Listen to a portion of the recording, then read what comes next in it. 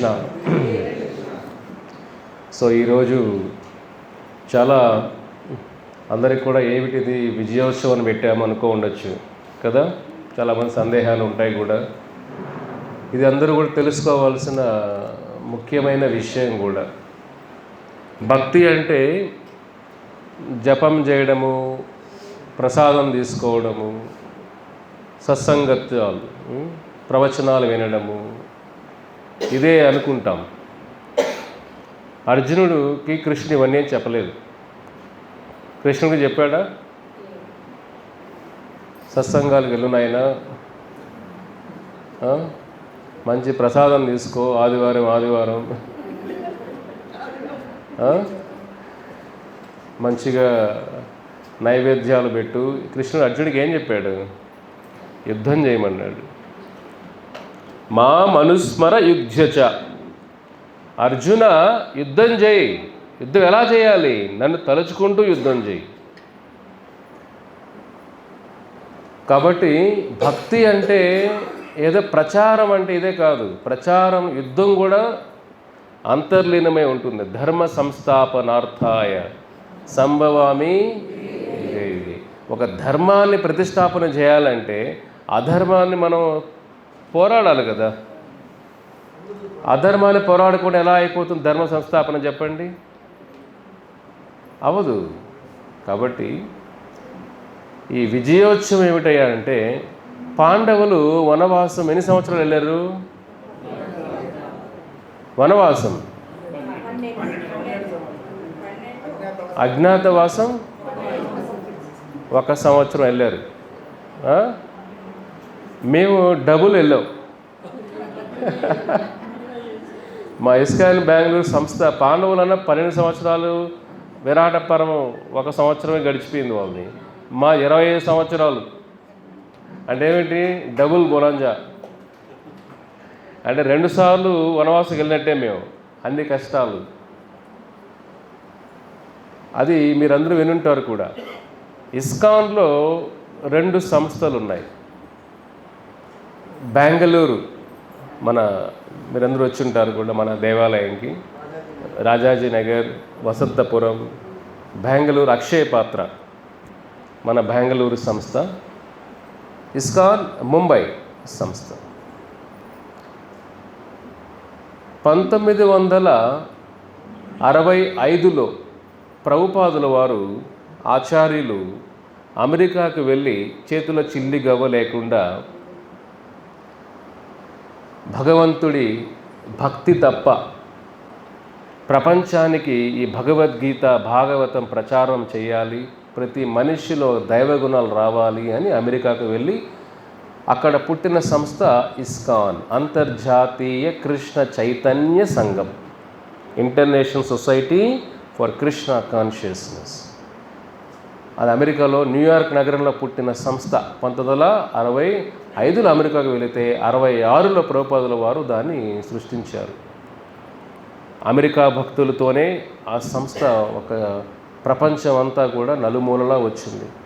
చాలా కష్టాలు ప్రభుపాదుల వారు, మీకు చాలాసార్లు చెప్పుంటాను కూడా, మన కొద్దిపాటి చలికి తట్టుకోలేకపోతాం. ఆయన 70 సంవత్సరాల వయసులో అమెరికా నగరం, మీరు చలి వింటర్ సమయంలో వెళ్తే ఒకసారి 3 అడుగులు 4 అడుగులు మంచు పడుతుంది, 5 అడుగులు పడుతుంది. అసలు వాటర్ పైపులు ఉంటాయి కదా, ఫ్రీజ్ అయిపోతాయి.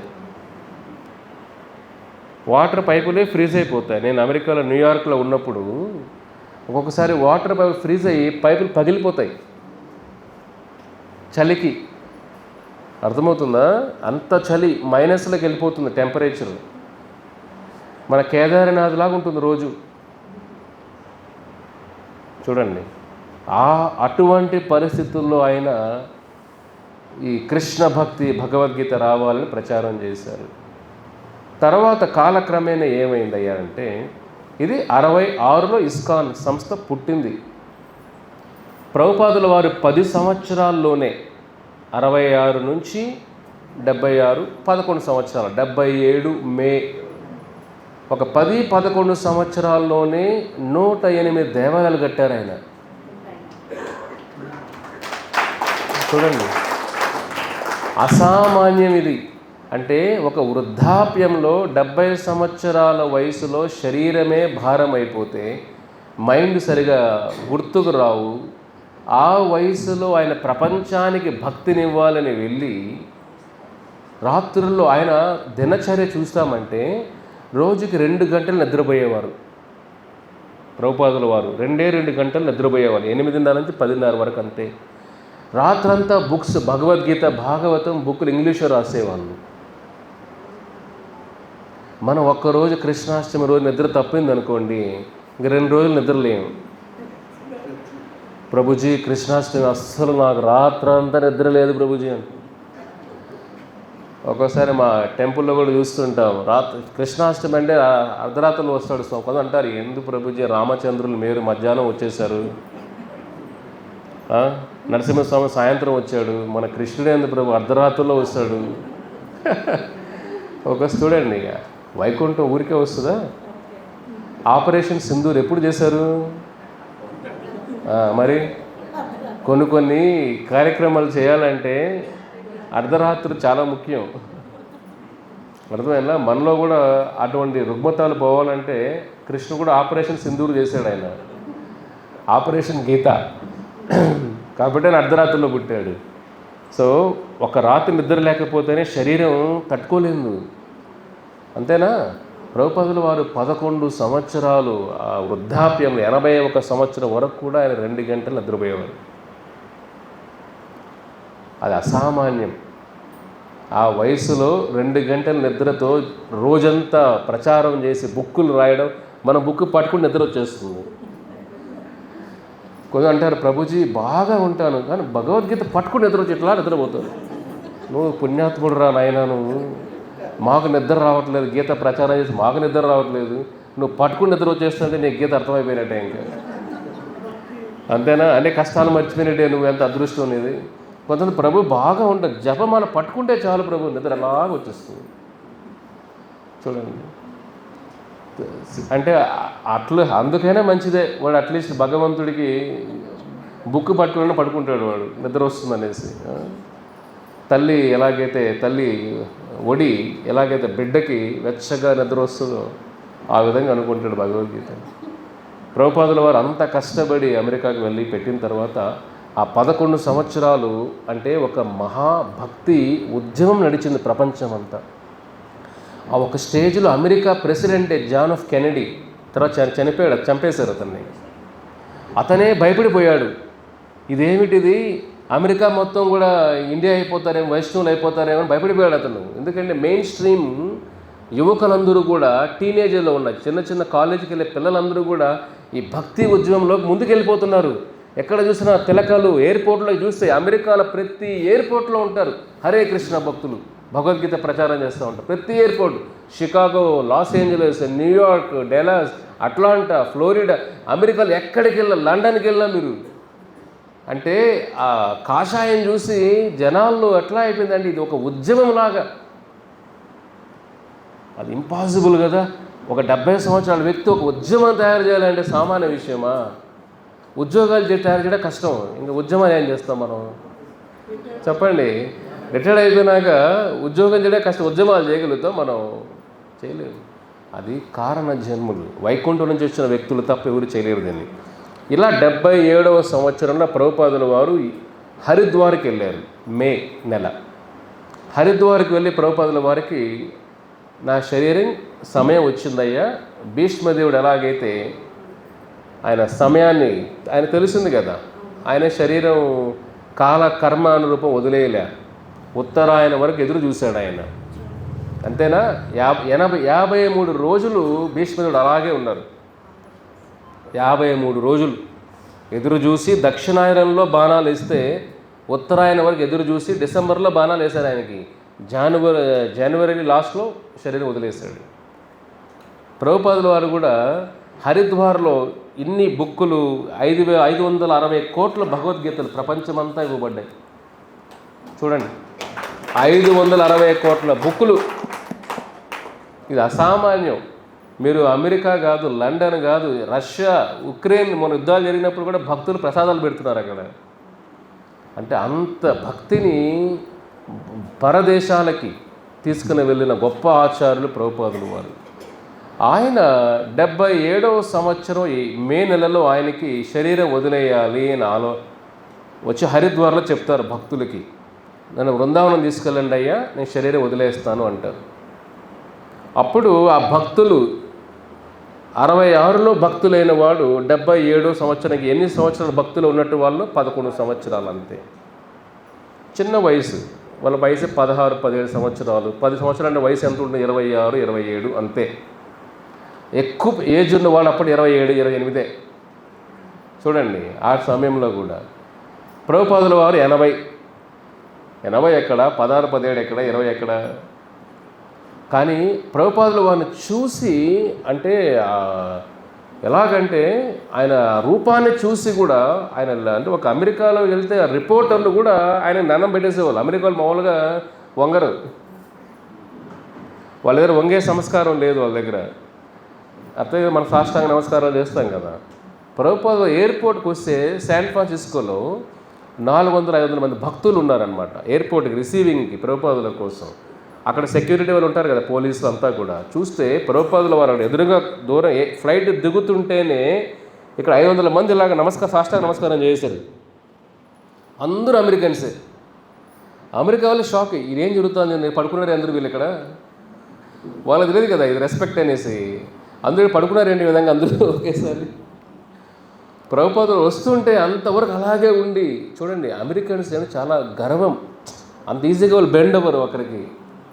అలాంటిది ప్రభుపాదులను చూస్తానే అందరూ బెండ్ అయిపోతున్నారు, కొత్తోడు పాతోడు అందరూ కూడా. ఆ ప్రభావం అంటే ఒక దైవశక్తి నడిచేటప్పుడు ఆ శక్తి ప్రభావం మనం లోనైపోతాం.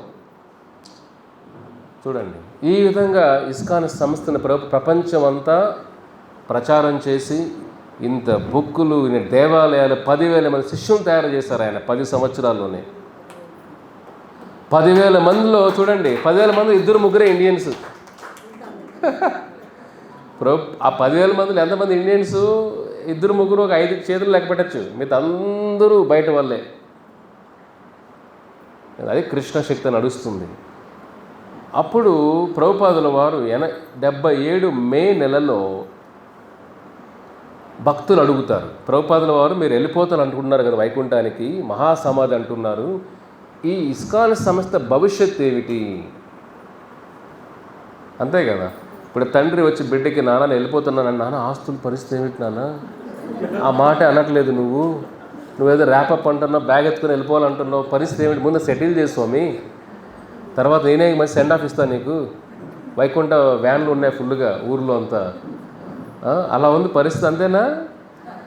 ప్రభుపాదుల వారు ఆ మాట అనే కొంతమందిలో ఏమిటిది మన భవిష్యత్తు ఏమిటి ప్రశ్నిస్తారు ప్రభుపాదుల వారిని. ప్రభుపాదులు ఏంటి భవిష్యత్తు ఏమిటి ఇస్కాన్ సంస్థ? అప్పుడు ప్రభుపాదుల వారు ఏం చెప్పారంటే, నేను అన్నీ సెటిల్ చేస్తాను, ఒక సిస్టమ్ను తయారు చేస్తాను. నేను తయారు చేసి ఈ సంస్థలో దీక్షలు ఎలా ఇవ్వాలి, గురువు శిష్యుల సంబంధం ఏమిటి, ఇవన్నీ కూడా ప్రభుపాదుల వారు నేను అన్నీ మీకు వివరిస్తాను. ఇది మే 28, 77వ సంవత్సరంలో సంభాషణ.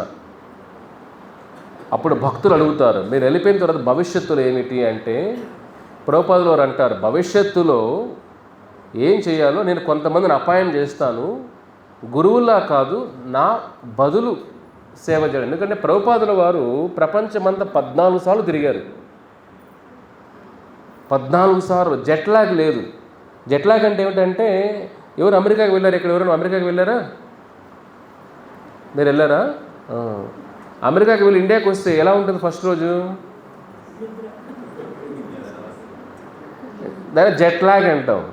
ఎలా ఉంటుంది అక్కడ టైంకి ఇక్కడ టైంకి అడ్జస్ట్ కాకుండా డే టైం అంతా ఫుల్ నిద్రపోతారు, రాత్రుల్లో మంచి యాక్టివ్గా ఉంటారు, గుర్కాల్లాగా రాత్రి యాక్టివ్గా ఉంటారు, డే అంతా పడుకొని ఉంటారు. ఇక్కడ నుంచి అమెరికాకి వెళ్ళే వాళ్ళకి పరిస్థితి అంతే, ఎందుకంటే అక్కడ పగలు రాత్రి కాబట్టి. ప్రభుపాదుల వారు ఎప్పుడు అలా లేరు. ఎక్కడ దిగితే ఆ టైమే ఫాలో చేసేవాళ్ళు. ఇండియాకి వస్తే ఇండియా టైం, అమెరికాకి వెళ్తే అమెరికా టైం. అయ్యో నేను ఇండియా నుంచి వచ్చాను కదా, శరీరం అలసిపోయిందే. ఆ పరిస్థితి ఎప్పుడు 11 సంవత్సరాలు ఎప్పుడూ చూడాల ప్రభుపాదులు ఆ విధంగా. ఎక్కడ ల్యాండ్ అయితే ఆ లోకల్ టైం ఫాలో అయిపోవాలి అంతే. అలసిపోయే సమస్య లేదు. చిన్న చిన్న పిల్లవాళ్ళు అలసిపోయేవాళ్ళు. ఇప్పుడు ప్రభుపాదుల వారు చెప్తారు, ఒక సిస్టమ్ని తయారు చేస్తాను, అదేమిటంటే రిత్విక్ సిస్టమ్ అని అంటారు. రిత్విక్ సిస్టమ్ అంటే నా బదులు మీరు ఇవ్వండి. అప్పుడు ప్రపంచమంతా తిరిగేవాళ్ళు కాబట్టి దీక్ష ప్రభుపాదుల వారు డైరెక్ట్గా దీక్ష ఇచ్చేవాళ్ళు కాదు ఎవరికి. ప్రభుపాదుల వారు ఏం చేశారంటే ఉన్నప్పుడు కూడా ప్రతి టెంపుల్కి ఒక టెంపుల్ ప్రెసిడెంట్ ఉండేవారు. అప్పట్లో ఒక ప్రెసిడెంట్, ఒక వైస్ ప్రెసిడెంట్, ఒక సెక్రటరీ, ఒక ట్రెజరర్, ఇట్లా ఒక సిస్టమ్ తయారు చేశారు. అప్పట్లో చూడండి, 50 సంవత్సరాలు 60 సంవత్సరాల ముందే సిస్టమ్. సో ప్రతి టెంపుల్కి ఒక టెంపుల్ ప్రెసిడెంట్ ఉండేవారు. టెంపుల్ ప్రెసిడెంట్ ఆ భక్తులు, కొత్త భక్తులు తయారు చేయడము సంస్థ టెంపుల్ అంతా కూడా. ఆ టెంపుల్ ప్రెసిడెంట్ అతని పని ఏమిటి, సేవ ఏమిటి, కొత్త భక్తులకి భక్తిలో తీసుకొని రావడం, వాళ్ళ సందేహాలు తీర్చడం, వాళ్ళకి జపం గురించి వివరించడం, 16 మాలలు జపం అయిన తర్వాత వాళ్ళకి దీక్ష ఇప్పించడం ప్రభుపాదుల వారి దగ్గర. ప్రభుపాదుల వారు డైరెక్ట్గా ఇచ్చేవాళ్ళు కదా దీక్ష. ఆ టెంపుల్ ప్రెసిడెంటే హోమం చేసి ప్రభుపాదుల వారి తరపున అతని దీక్ష చేసేవాడు భక్తులకు కూడా. ప్రభుపాదుల వారు డైరెక్ట్గా ఇచ్చేవాళ్ళు తక్కువ, ఫస్ట్లో ఇచ్చారు 66, 65 సంవత్సరాలు. కానీ ఈ సంస్థ పెరిగే ప్రపంచమంతా వ్యాపించాయి. ఎట్లా వెళ్తామని చెప్పండి. ఆయన ప్రచారంలో ఉన్నారు కాబట్టి ఈ అధికారాలన్నీ ప్రెసిడెంట్కి ఇచ్చేశారు ప్రభుపాదుల వారు. మీరు దీక్ష నా తరపున మీరు ఇవ్వండి, వాళ్ళు నా శిష్యులే అవుతారు, నా తరపున మీరు దీక్ష ఇవ్వండి అని. ఇది ఒక సిస్టమ్ తయారు చేశారు ప్రభుపాదుల వారు. దీక్ష ఇప్పుడు ఆచార్యులు ఎవరయ్యా అంటే, ఆచార్య అంటే అజ్ఞానం, అన్యత జ్ఞానం, విపరీత జ్ఞానం, 3 రకాలు ఉంటాయి. అంటే చీకటి, మనిషిలో ఉన్న చీకటిలో 3 రకాల స్టేజెస్ ఇవన్నీ కూడా.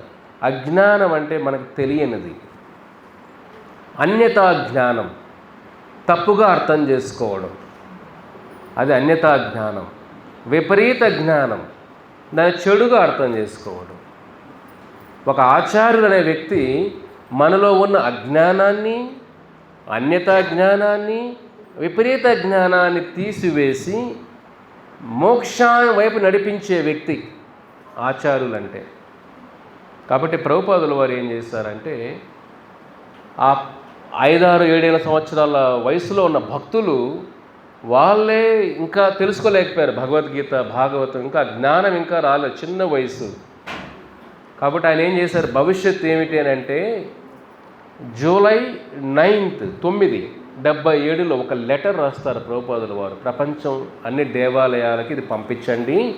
సిస్టమ్ ఏమిటయ్యా అంటే, ఇస్కాన్ భవిష్యత్తులో కూడా, ఈ రోజు నుంచి భవిష్యత్తులో కూడా ఇప్పుడు ఎలాగైతే మీరు ఫాలో చేస్తున్నారో, నా బదులు టెంపుల్ ఉన్న ప్రెసిడెంట్లు దీక్ష ఇస్తున్నారు కదా, అది కంటిన్యూ చేస్తూ ఒక 11 మంది నేను అపాయింట్ చేస్తున్నాను. వాళ్ళు ఏమిటంటే ఈ ప్రపంచం, యూరప్ కొంతమంది, south America, north America, India, ఇట్లా కొన్ని వాళ్ళకి అన్ని డివైడ్ చేసి నా బదులు ఈ 11 మంది వచ్చి మీకు దీక్షలు ఇస్తారు. వాళ్ళందరూ నా శిష్యులే, నేనే గురువుని, ఇస్కాన్కి నేనే గురువుని అని లెటర్ రాసి సైన్ చేసి, జూలై 9 లెటర్ రాసి సైన్ చేసి అక్కడ సెక్రటరీకి ఇస్తారు, అన్ని టెంపుల్కి పంపించండి అని. శంకరాచార్యులను కూడా విషం పెట్టారు ఆయనకి, తెలుసు కదా, విన్నారా మీరు?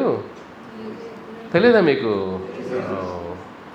శంకరాచార్యులను కూడా విషం పెట్టారు ఆయనకి అంతిమ సమయాల్లో.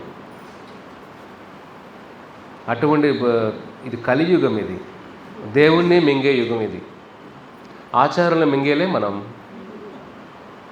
అంతే కదా. వెంకటేశ్వర స్వామిని మింగేస్తున్నామే, పక్కన ఉన్న ఆచార్యుని మింగేలే మనం. అరే, ఇది కలియుగం. ఇది రామానుజ ఆచార్యులను కూడా ఎంతోమంది ఆయన చంపడానికి ప్రయత్నం చేశారు. ప్రభుపాదుల వారిని కూడా చంపడానికి ప్రయత్నం చేశారు. చూడండి, పాండవులను చంపడానికి ప్రయత్నం చేశారు కదా. అంటే ఏమిటి, భక్తిలోకి వస్తున్నాం అంటే ప్రహ్లాదులను చంపడానికి ప్రయత్నం చేయలే. చూడండి ఎన్ని ఎగ్జాంపుల్ ఉన్నాయి మనకు. భక్తిలోకి వస్తున్నామంటే ఎవడో చంపడానికి ప్రయత్నం చేస్తారు మన పైన. ధర్మం వృద్ధి ఎంత అధర్మం అంత బలంగా వస్తుంది కూడా. ప్రభుపాదుల వారు ఏం చేస్తారు, ఆ లెటర్ సెక్రటరీకి ఇస్తే ఆ లెటర్ ఏది ప్రభుపాద రాశారు, ప్రపంచం అంతా పంపించమని. ఎందుకంటే ఆచార్య అనేది ఇది ఒక సీటు కాదు, ఇది దీక్ష, ది అంటే అజ్ఞానం సంస్కృతంలో, క్ష అంటే నశించిపోవడం. దీక్ష మనిషిలో ఉన్న అజ్ఞానం, ఆ కర్మలన్నీ కూడా తీసివేసేవాడు. 3 రకాల కర్మలు ఉంటాయి ప్రతి జీవుల్లో: కర్మ, వికర్మ, అకర్మ. స్వామి గీతలో చెబుతారు. ఆ కర్మలను తీసే శక్తి భగవంతుడికి ఉంటుంది.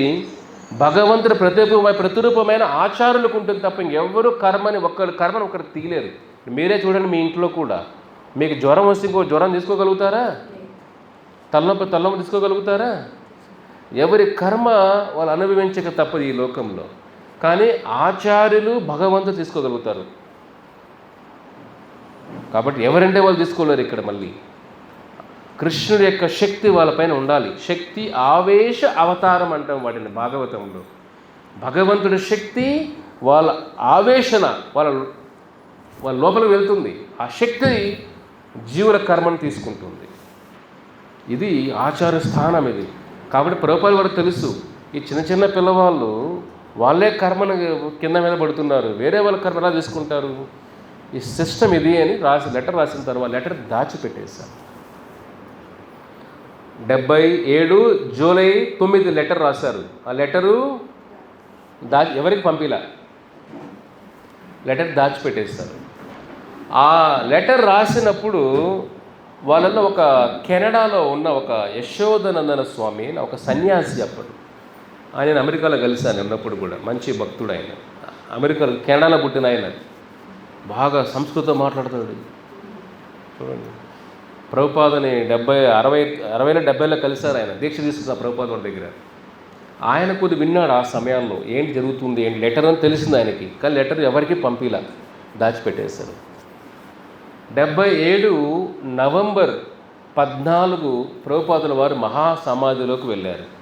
అంటే సమాధికి వెళ్ళే ముందు రోజు కూడా ప్రభుపాదుల వారు డాక్టర్ పట్టుకుంటే, ఇతనిలో ఎముకలు తప్ప ఏమీ లేదండి, ఈ కండిషన్లో సామాన్య ఏ జీవుడు ఉండలేడు. కానీ ఈయన మహాభాగవత భక్తుడు కాబట్టి ఆ నొప్పి తెలియకపోయినా కానీ భాగవతం చెప్తున్నారు ప్రభుపాదుల వారు. ఆ వీడియో మీకు ఎప్పుడైనా ప్రజెంట్ చేస్తాం. ఇక్కడ మనకు ప్రొజెక్టర్ లేదు, నెక్స్ట్ టైం మా వాళ్ళు చూస్తారు. అది చూస్తే మీకే అర్థమవుతుంది.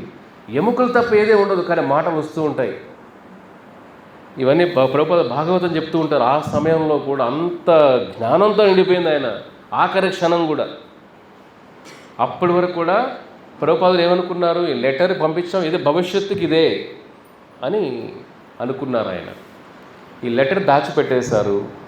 ఆ 11 మంది ప్రభుపాద పేర్లు చెప్పారు కదా, మీరు నా బదులు దీక్షలు ఇవ్వండి అని. ఆ 11 మంది ఏం చేశారంటే 77 నవంబర్ నుంచి 1978 ఒక 5-6 నెలలు ప్రభుపాద వారు చెప్పిన సిస్టమే చేశారు అందరూ. అంటే వాళ్ళు ఎక్కడెక్కడ వెళ్ళినా కొంతమంది భక్తులు ఉంటే వాళ్ళ దీక్ష ప్రభుపాద తరపున ఇచ్చేవాళ్ళు. ప్రభుపాదుల వేరే ప్రభుపాద శిష్యులను ఆ డ్యూటీ చేశారు అంతా కూడా.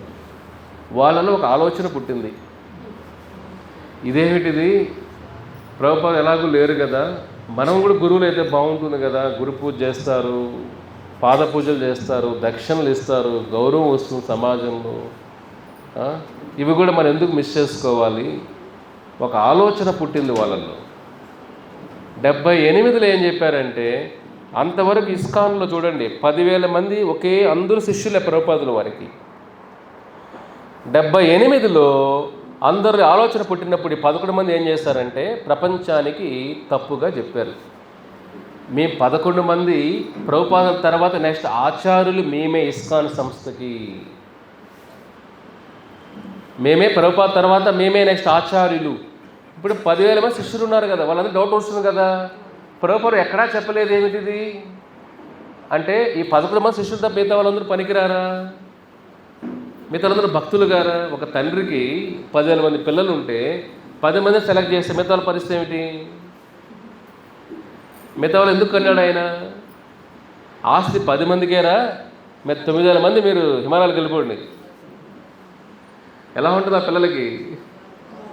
అది డౌట్లు వస్తాయి కదా, సందేహాలు చాలామందికి వచ్చాయి. అడిగారు వీళ్ళని, ప్రభుపాద మీకు చెప్పుంటే మీరే గురువులని ఏదైనా లెటర్ ఏదైనా ఉందా అని అడిగారు.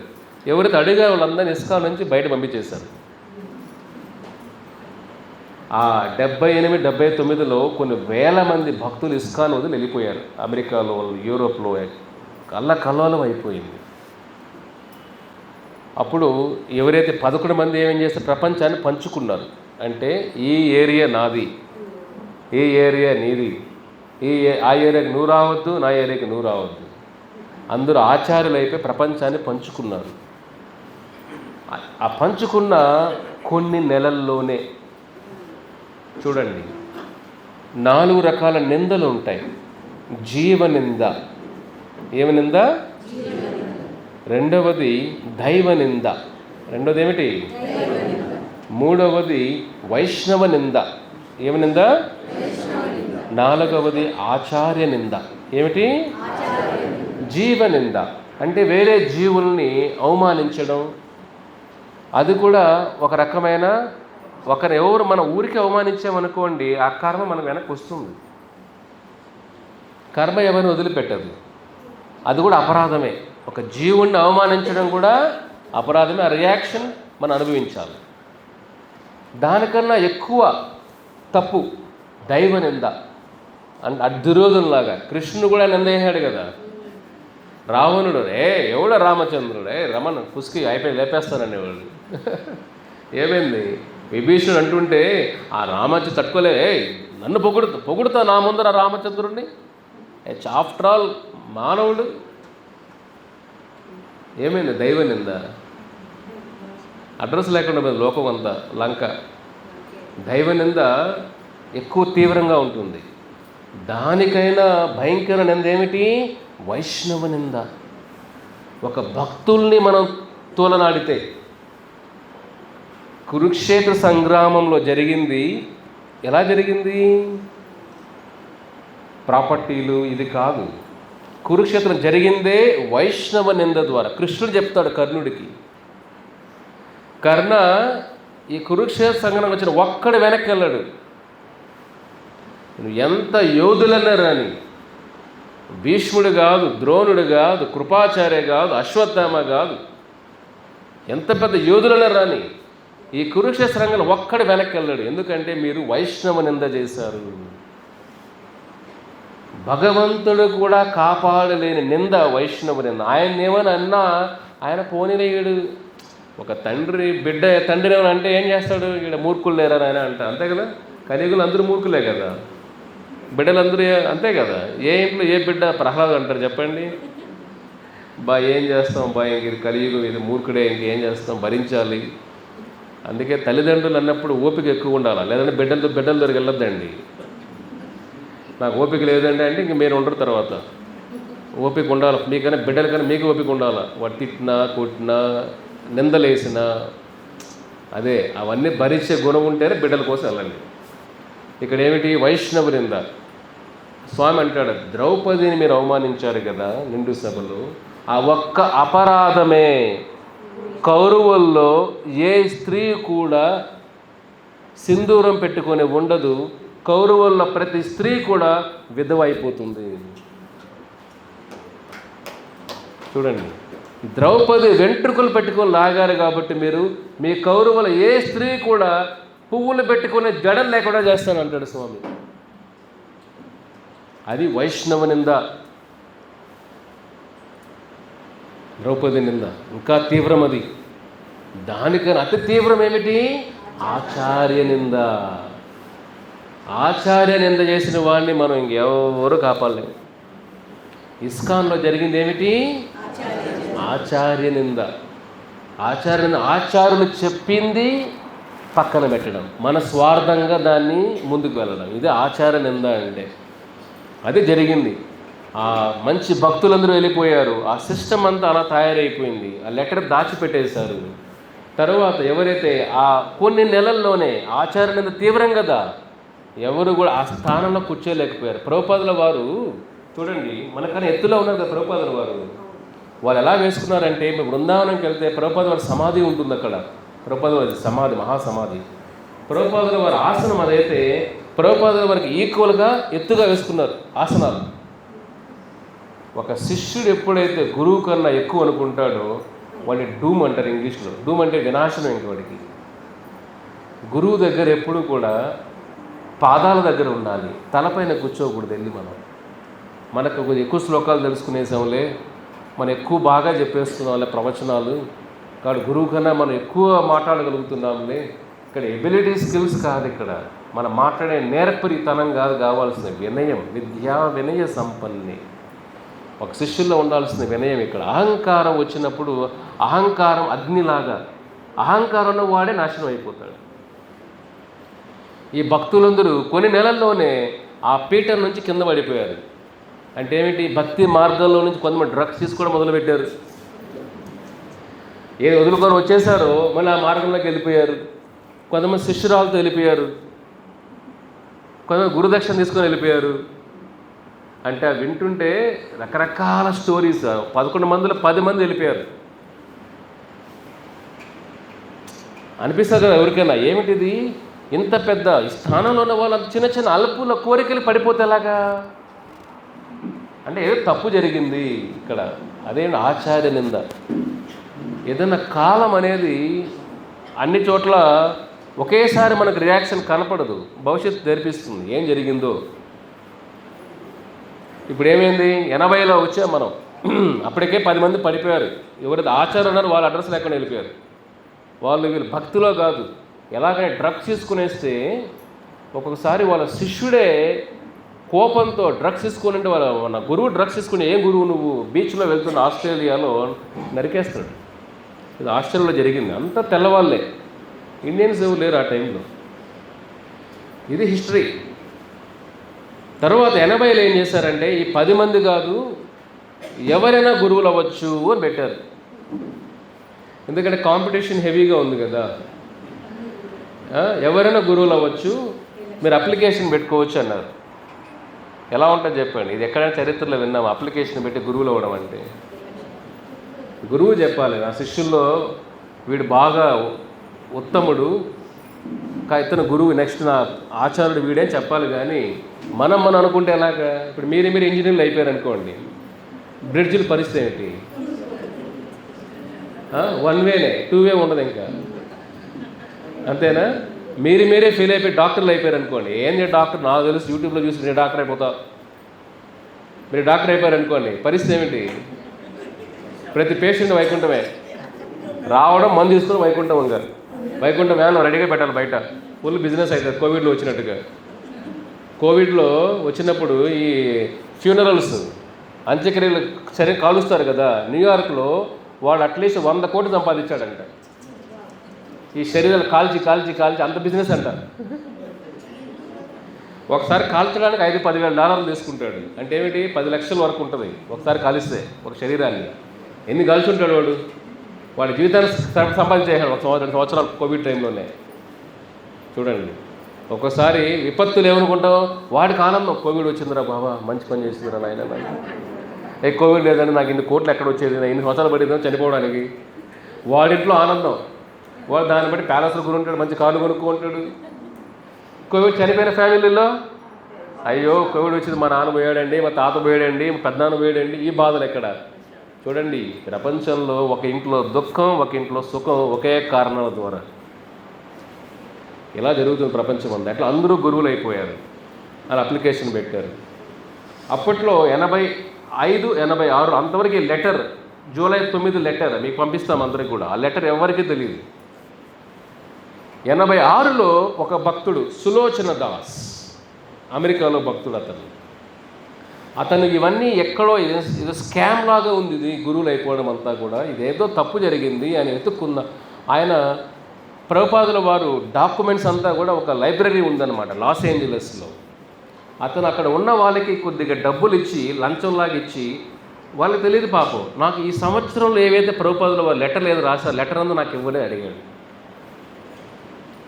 చూడండి, భగవంతుని మనం ఎంత దాచిపెట్టాలన్నా హిరణ్యకశిపుడు ఎన్ని ప్రయత్నాలు చేశాడు. నరసింహస్వామి వచ్చేసారు కదా. మన ఎన్ని సత్యాన్ని మనం సమాధి చేయలేము, కొద్ది రోజులు దాచిపెట్టచ్చు. ఓకేనా? సూర్యుడిని మేఘాలు కాసేపు ఆపగలుగుతాయి, సూర్యుని లేకుండా చేయలేవు కదా. సత్యం కూడా అలాగే. ఇక్కడ ఏమైంది సంఘటన, ఆ భక్తుడు కొంత బ్రైబ్ కొద్దిగా లంచం ఇచ్చి ఆ లెటర్లన్నీ పట్టుకొని వచ్చాడు. 70 ఏళ్ళ ప్రభుపాదుల వారు ఏమేమి మాట్లాడారు ఆచార్యులు, ఆ లెటర్లో అలా ఆ 77 సంవత్సరాలు వచ్చిన వాటిలో ఈ లెటర్ దొరికింది అతనికి. అతని షాక్ అంటే షాక్. ఏమిటిది? ప్రభుపాదుల వారు క్లియర్గా చెప్పారు కదా, నా సంస్థలో గురువులు అనేవాళ్ళు 2 రకాల గురువులు ఉంటారు ఎక్కడైనా, శిక్షా గురు, దీక్షా గురు. ఎవరు? శిక్షా గురు, దీక్షా. శిక్షా గురు అంటే మనకు శిక్ష నేర్పించేవాడు, ట్రైనింగ్ ఇచ్చేవాళ్ళు. ఇప్పుడు మేమందరం మీకు నేర్పిస్తున్నాం, ఎంతోమంది భక్తులు నేర్పిస్తూ ఉండొచ్చు మీకు భగవద్గీత, భాగవతం. అది శిక్షా గురువులు, మనకు శిక్షణ ఇచ్చేవాళ్ళు, ట్రైనింగ్ ఇచ్చేవాళ్ళు. దీక్షా గురువులు ఎవరంటే మోక్షాన్ని ఇచ్చేవాళ్ళు. దీక్షా గురువు మన కర్మను తీసుకుని మోక్షాన్ని ప్రసాదించేవాడు దీక్షా గురువు. ప్రభుపాదులు ఏం చెప్పారు, ఇస్కాన్ సంస్థలో నేను దీక్షా గురువుని, మీరందరూ కూడా శిక్షా గురువులు. మీరు వేరే జీవుల కర్మను తీసుకున్న శక్తి స్థాయి కాదు, కాబట్టి అది నేను తీసుకుంటాను. ఎలాగైతే రామానుజాచార్య, మధ్వాచార్య లాగా ఆ దీక్ష ద్వారా కర్మ నేను తీసుకుంటాను, మీరు ప్రచారం చేయండి, శిక్షణ ట్రైనింగ్ ఇవ్వండి, మోక్ష నేను తీసుకుంటాను. ఇది దీక్షా గురు, శిక్షా గురువులు. ఇది ప్రభుపాద చెప్పిన సిస్టమ్. ఇది వీళ్ళేం చేశారు, మన శిక్షా గురువులు కాదు, దీక్షా గురువులు. అయితే పాద పూజలు ఇవన్నీ ఉంటాయి చూడండి ఎట్లా ఉంటుందో. మనిషికి ఆ పూజ, ప్రతిష్ట, లాభం, జబ్బులు ఇవే. బయట అన్ని వదులుకొని వచ్చిన కామ, క్రోధ, లోభాలు జయించిన పూజ, ప్రతిష్ట, లాభాలని జయించలేమంత ఈజీగా. అది జయించాలంటే ఆచార కృప మన పైన ఉండాలి. ఆచార నింద చేశామంటే జయించలేము దాన్ని. ఇక్కడ ఏమైంది, ఆ సులోచన ప్రభు ఆ లెటర్ వచ్చి షాక్ అయ్యాడు. ప్రభుపాదులు చెప్పిన సిస్టమ్ ఏమిటి, జరిగేది ఏమిటి. ఆయన ఒక బుక్ రాస్తాడు, మంకీ అనే స్టిక్ అని. కోతి, కొమ్మ పైన కోతి అంటే ఈ గురువులంతా బిజినెస్ ఎలా ఉంది అని ఒక బుక్ రాస్తాడు ఆయన. అన్నీ చూసినవన్నీ ఎక్స్పోజ్ చేస్తూ ఒక బుక్ రాస్తాడు. దాన్ని బుక్ రాకుండా కృష్ణాష్టమి రోజు లాస్ ఏంజలస్లో ఆయన్ని మర్డర్ చేశారు.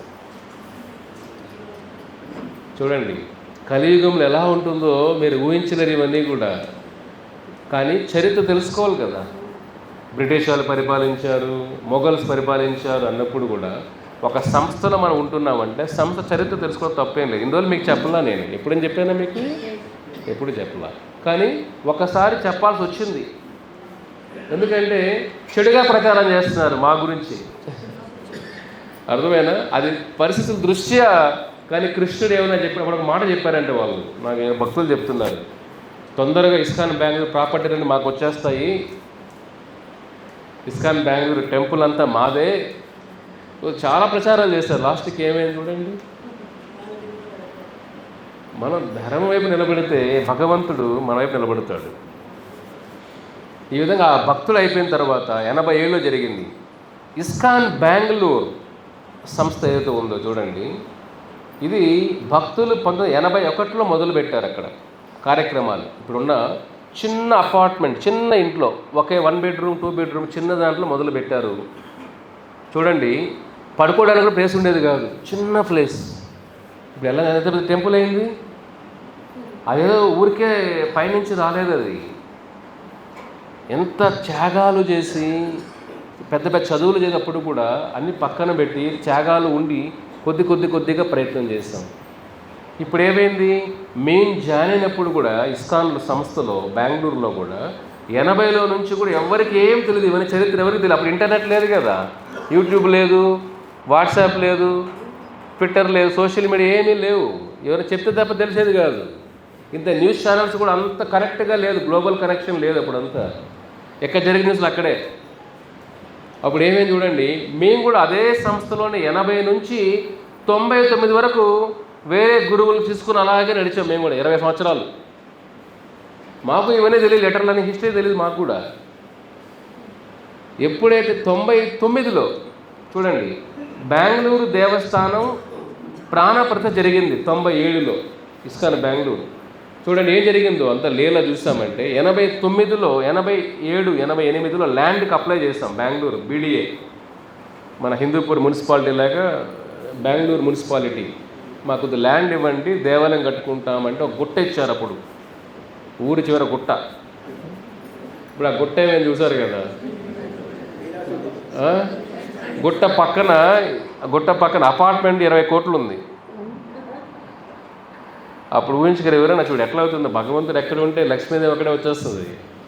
ఆ గుట్ట ఇచ్చినప్పుడు ఇస్కాన్ బెంగళూరు తరఫున అప్లికేషన్ పెట్టి ల్యాండ్ తీసుకున్నాం 88లో.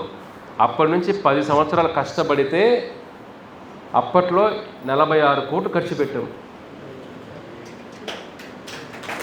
చూడండి, ఊహించుకుంటామా? 89, 46 కోట్లు అంటే ఇప్పుడు ఎంత? 500 కోట్లు, 1000 కోట్లు అయిండొచ్చు, ఇప్పుడు ఇంకా ఎక్కువే ఉండొచ్చు కూడా. 80లో 40 కోట్లు అంటే లెక్కన సమాచారం వస్తుంది అది కోట్లు అంటే. కానీ చూడండి, అప్పుడే మా విజన్ ఏంటంటే కృష్ణుడికి ఏదైనా చేస్తే అద్భుతంగా, ఈ బెంగళూరు సిటీకి ఒక అద్భుతంగా రావాలి, ఇది ఒక అద్భుతం కావాలి. అంతవరకు బెంగళూరు ప్రశాంతంగా ఉండింది. సాఫ్ట్వేర్ ఇంజనీర్లు ఎక్కువ లేరు బెంగళూరులో. ఐటీ అంతా 90లో స్టార్ట్ అయింది. అందరూ బెంగళూరు గార్డెన్ సిటీ, చెట్లు తప్ప ఉండేది కాదు. ఇప్పుడంతా బిల్డింగ్లు అయిపోయాయి ఎక్కడ చూసినా కూడా. అలాగే ఇస్కాన్ 88లో మా సంస్థ అలా మొదలై 97 వరకు మేము కూడా ఇస్కాన్ బాంబేతోనే ఉన్నాం. ఇవన్నీ మాకు తెలియదు. చూడండి, కానీ భగవంతుడు ఏ విధంగా ఒక్కొక్కసారి ఏ రూపంలో వస్తాడో చూడండి. 99లో ఢిల్లీ ఇస్కాన్ టెంపుల్ ఓపెనింగ్ జరిగింది. అప్పుడు మన టెంపుల్ నుంచి అంతవరకే మేము ప్రశ్నిస్తున్నాం, అక్కడెక్కడ ఏమిటిది, గురువులు అక్కడెక్కడ పడిపోతున్నారు ఏమిటిది, ప్రభుపాదులు అంత ఉత్తమ గురువులు కదా, ఆయన శిష్యుడు అంటే ఒక స్టాండర్డ్ ఉండాలి కదా. నారదముని శిష్యుడు అంటే ఎలా ఉండాలా, బ్రహ్మదేవుడి శిష్యుడు ఎలా ఉండాలి, వ్యాసదేవుడి శిష్యుడు ఎలా ఉండాలి, ఇది పడిపోతారు ఏంటారు బాబు వీళ్ళు అని మాకే డౌట్లు వచ్చేస్తున్నాయి. కానీ మేము సమాధానించుకునే వాళ్ళం, ఏదో ఇంకా ఇంత ప్రశ్న వచ్చేది కాదు. 99లో మా టెంపుల్ ప్రెసిడెంట్ మధు పండిత్ ప్రభు ఢిల్లీకి వెళ్తారు, ఢిల్లీ టెంపుల్ ఓపెనింగ్కి, రాత పార్థసారథి. ఆ టెంపుల్ ఓపెనింగ్ వెళ్ళినప్పుడు ఆయన రూమ్లో, గెస్ట్ హౌస్ రూమ్లో అమెరికాని కొంత భక్తులు వచ్చి ఉన్నారు. వాళ్ళు ఈ జూలై 9 లెటర్ అంతవరకు ఎవరు చూడాల, ఇండియాలో లెటర్ చూడాల. ఆ లెటర్ ఆయన రూమ్లో పెట్టారు. అలా కొంతమంది రూముల్లో పెట్టారు, భక్తుల రూములో, ప్రెసిడెంట్లు, లీడర్స్ రూముల్లో. చూడండి ఏమైందో. అప్పుడు ఆయన లెటర్ చూసి చాలా ఆశ్చర్యపోయాడు, మా ఇస్కాన్ బెంగళూరు సంస్థ ప్రెసిడెంట్. ఈ లెటర్ ఏమిటి, ఇది ప్రభుపాదుల వారు చెప్పింది ఏమిటి, మనం ఫాలో అయ్యేది ఏమిటి? ఇక్కడ ప్రభుపాదులు క్లియర్గా చెప్తున్నారే, ఇస్కాన్ సంస్థలో నెక్స్ట్ దీక్షా గురువులు లేరు, అందరూ కూడా నా శిష్యులు అవుతారు. భవిష్యత్తులో ఎంత ప్రచారం చేస్తున్నా వాళ్ళందరూ నా శిష్యులు, నా తరపున మీరు దీక్షలు ఇవ్వండి అని చెప్పారే. ఇదేమిటి, మన 20 సంవత్సరాలు మోసపోయామా అని వాళ్ళందరికీ ఆయన బెంగళూరుకు వచ్చి అందరు భక్తులు లెటర్ షేర్ చేశారు. ఇదేమిటి, ఇది నిజమైన కరెక్టా కాదా, మనం చర్చించుకోవాలి కదా, అది నిజమైన లెటరా కాదని. తర్వాత మేము మళ్ళీ రీసెర్చ్ చేసి అమెరికా కొంతమందితో మాట్లాడి అప్పుడు మాకు తెలిసింది ఏమంటే, ఈ లెటర్ అనేది ఒరిజినల్ లెటర్, ఇది ప్రభుపాద సంతకం పెట్టించిన లెటర్, దీన్ని దాచిపెట్టారు. మేము దాని షాక్ అంటే షాక్. అంటే ప్రభుపాదుల కోసం మన జీవితాన్ని అర్పించినప్పుడు ఆయన చెప్పింది మనం నడుచుకోవాలి కదా, ఇదేమిటిదని. అప్పుడు ఇస్కాన్ లీడర్లు అందరూ ఒక మీటింగ్ జరిగితే ఆ మీటింగ్కి వెళ్ళి అక్కడ ఈ లెటర్ చూపించి అందరినీ మేము ప్రశ్నించాం. ఏమిటని, ఇది కరెక్టేనా, లెటర్ కరెక్టేనా? అందరూ లెటర్ కరెక్టే అన్నారు. మీరందరూ గురువులు అయ్యారు కదా, మిమ్మల్ని గురువులు అవ్వడానికి ఏదైనా లెటర్ ఉందా? ప్రభుపాదుల వారు మీకేం లెటర్ రాశారా, లేదా ఆర్డర్ ఇచ్చారా మీరు గురువులు అవ్వని? మీరు ఎలా గురువులు అయ్యారు అని ప్రశ్న వేసాం అంతే. మమ్మల్ని ప్రశ్నిస్తారా మీరు అంటే, మమ్మల్ని ప్రశ్నిస్తారా మీరు? లెటర్ చెప్పట్లా, ఆర్డర్ చెప్పట్లా. మేము అడుగుతున్నాం, బాబు మీరు గురువులు అయ్యారు, ఇన్ని సంవత్సరాలు మిమ్మల్ని గురువులాగా పూజించాం, 20 సంవత్సరాలు. శిష్యుడికి హక్కు లేదు అడగడానికి, గురువు గారు మీరు గురువులు అయ్యారు బాగానే ఉంది, మీరు ఎలా గురువు అయ్యారు అని అడిగితే అందరూ ఏం చేశారంటే, వీళ్ళు మన చెప్పింది వినట్లేదని వెంటనే ఇస్కాన్ నుంచి మమ్మల్ని అందరినీ వెలేసేసి లెటర్ రాశారు. ఒక రిజల్యూషన్ పాస్ చేశారు, మేము వీళ్ళందరినీ ఇస్కాన్ నుంచి బయటేసేయండి అని. మమ్మల్ని అందరినీ బెంగళూరు జీవితాలు వదిలేసి, ఉద్యోగాలు వదిలేసి, అన్నీ వదిలేసి, భగవంతుడి కోసం జీవితం అనుకొని ఒక ప్రశ్న వేస్తే రోడ్లో వేసేస్తారా? చూడు ఎలా ఉంటుంది మీ పరిస్థితి. మీరన్నీ ఇంట్లో హ్యాపీగా వెళ్తారు ప్రోగ్రాం తర్వాత, కానీ అన్నీ వదులుకున్న వాళ్ళ పరిస్థితి ఏమిటి? భగవంతుడి కోసం జీవించాల పరిస్థితి ఏమిటి? ఉన్న నీడపోతే వాళ్ళు ఎక్కడ వెళ్ళి ప్రచారం చేయాలి? అందరిలో ఇది ఏమిటిది? మన ప్రెషర్స్ ఎలా చేస్తున్నారు ఏమిటి? అలాగా మొదలైంది 99లో. అప్పుడు అందరూ కూడా ఇస్కాన్ ఇండియాలో కలకత్తా, గుజరాత్లో ప్రెసిడెంట్, కలకత్తాలో ఎట్లా ఒక 10-15 మంది టెంపుల్ ప్రెసిడెంట్ కలిసి ఇస్కాన్లో ఉన్న పెద్ద లీడర్లందరికీ ఒక ఆపోజిట్గా వెళ్ళారు అందరూ. ఏమిటంటే, మీరు ప్రభుపాదులు చెప్పింది మీరు ఫాలో అవ్వట్లేదు, ఈ లెటర్ ఎందుకు దాచిపెట్టారు, మీరు ఎలా గురువులు అయ్యారు, మీరు మోసం చేస్తున్నారు సమాజాన్ని, కాబట్టి మీరు గురువులు ఎలా అయ్యారో చెప్పకుండా మీరు గురువులు అయిపోయారు, కాబట్టి ఈ సిస్టమ్ అంతా తప్పు, ఈ సిస్టమ్ ఇది, ప్రభుపాదే వాళ్ళ గురువు ఇస్కాన్కి, వేరే గురువు లేరు ఇక్కడ అని వెళ్తే అందరూ తీసేశారు ప్రెసిడెంట్లుగా. చూడండి, ఇదే మీకు టర్నింగ్ పాయింట్. సినిమాలో ఉంటాయి కదా, ట్విస్ట్లు ఉండాలి కదా, థ్రిల్లర్ మూవీ లాగా ఇది. కలకత్తా ప్రెసిడెంట్ తీసేశారు, వెళ్ళి ఒక 500 మంది వెళ్ళి గూండాలాగా వెళ్ళి ఆ ప్రెసిడెంట్ బయట వేసేశారు వెళ్ళి. అన్ని టెంపుల్ అలాగే, ఎవ్వరు లీడర్లు మిగల. ఎందుకంటే ప్రభుపాదుల వారు ఉన్నప్పుడు ఇస్కాన్ బాంబేని ఆయన సొసైటీని తయారు చేశారు. అక్కడ హైదరాబాద్ పుల్లారెడ్డి ఇచ్చిన ప్లేస్ కానీ, కలకత్తా, తర్వాత వృందావనం, ఇవన్నీ కూడా అంటే ఇస్కాన్ బాంబే సొసైటీకి ఇవన్నీ బ్రాంచెస్. ఇవన్నీ అంతే. ఒక కంపెనీ ఒక ఊళ్ళో రిజిస్టర్ అవుతుంది, ఆ కంపెనీ బ్రాంచెస్ ఉంటాయి కదా. ప్రభుపాద ఇలా చేశారు, అవన్నీ కూడా బ్రాంచెస్. కానీ వీళ్ళ పవర్ ఉంది బాంబే వాళ్ళకి, అందరినీ తీసేశారు. నా మాట వెళ్ళలేదా, రేపు అవుట్, అందరూ అవుట్, ఇంకా ఎవరు మిగల, అందరూ పంపించేశారు బయట. బెంగళూరుకి వచ్చారు మమ్మల్ని బయట తిరగేద్దామని.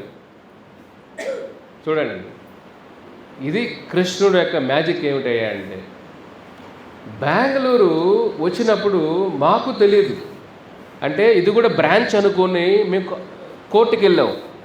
మేము ఎంత కష్టపడ్డాము, మమ్మల్ని రోడ్లో పడేస్తే ఏమిటి, ప్రచారం చేసుకోవాలి కదా ఏమిటి అని కోర్టుకి వెళ్ళాం. మాకు టైం దొరికింది కోర్టుకి వెళ్తే, వెంటనే మమ్మల్ని వచ్చి వాళ్ళు గంటేలా. కొద్ది బుర్రలు ఉన్నాయి కదా మాకు కూడా, ఎంత చదువుకున్నాం, మరి హిమాలయాల్లో లేవు కదా. సో ఆ బుర్రను ఉపయోగించి ఆత్మరక్షణ కోసం కోర్టుకి వెళ్ళాం. కోర్టు రక్షణ ఇచ్చింది, అట్లా మీరు వెళ్ళి గూండాలాగి చేయకూడదు అని రక్షణ ఇచ్చారు. అంతవరకు మాకు కూడా ఏమనుకుంటున్నా, మేము ఇస్కాన్ బెంగళూరు దేవాలయము బాంబే సొసైటీలో ఒక బ్రాంచ్ అనుకున్నాం మేమందరం కూడా. ఈ బ్రాంచ్ అంటే హెడ్ క్వార్టర్ చెప్పినట్టు వినాలి కదా, ఎక్కడైనా అంతే కదా. ఒక మైక్రోసాఫ్ట్ కంపెనీ ఉంది, హెడ్ క్వార్టర్స్ అమెరికాలో ఉంది, ప్రపంచం అంతా బ్రాంచెస్ ఉన్నాయి. ఆ చెప్పినట్టు వినాలి, అందరూ వినాల్సిందే. మేము అదే అనుకున్నాం. అప్పుడు జరిగింది ఇది టర్నింగ్ పాయింట్. చూడండి, కృష్ణుడు ఏ విధంగా చేస్తాడో చూడండి ఎలా ఉంటుందో. అంతవరకు భక్తులంతా ఒక టెన్షన్, ఏం చేద్దాం అనుకున్నప్పుడు మాకు ఒక ఆ అప్లికేషన్ పెట్టాం ల్యాండ్ కోసం. అది గుర్తొచ్చింది మాకు. అది ఎలా గుర్తొచ్చిందంటే, ప్రభువు కూడా, మధుపండిత్ ప్రభు కూడా అన్ని ఎతుకుతూ ఉన్నారు, డాక్యుమెంట్ ఏదన్నా ఉందా, ముందు డాక్యుమెంట్స్ ఏమున్నాయని. ఎక్కడ వారం ఎక్కడ కనపడలా మాకు.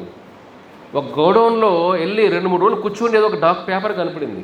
దాని మీద ఒక లాయర్ మమ్మల్ని కలిశాడు వచ్చి, అయ్యా మీ సంస్థ బెంగళూరు సంస్థ బ్రాంచా, ఇది వేరే సొసైటీనా, ఇది వేరే ఇండిపెండెంట్ సొసైటీనా?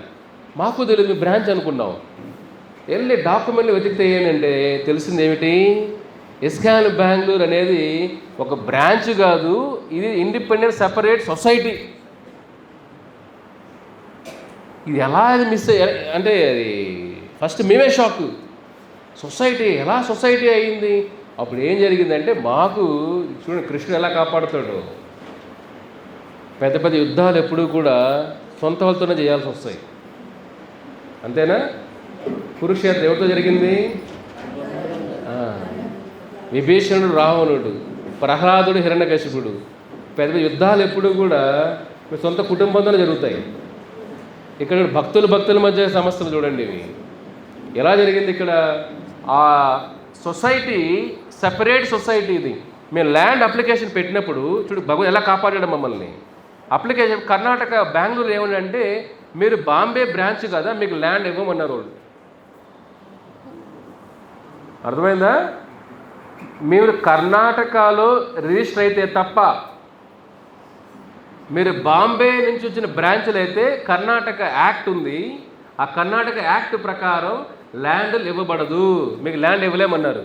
అప్పుడు మేము ఎట్లా ల్యాండ్, ఇప్పుడు బెంగళూరులో ల్యాండ్ కావాలి కదా సంస్థకి, ఎట్లా ల్యాండ్ కావాలి? మన సొసైటీ ఏమో బాంబేలో ఉంది, మన బ్రాంచే అనుకుంటే అప్పుడు మాకు తెలిసింది ఏమిటయ్యా అంటే 77లో ప్రభుపాద వైకుంఠం వెళ్ళిపోయారు కదా, 78లో ఏం జరిగిందంటే కొంతమంది భక్తులు ప్రభుపాద శిష్యులు వాళ్ళు బెంగళూరుకు వచ్చి ఇస్కాన్ బెంగళూరు ఒక రిజిస్టర్ చేసి పెట్టారు.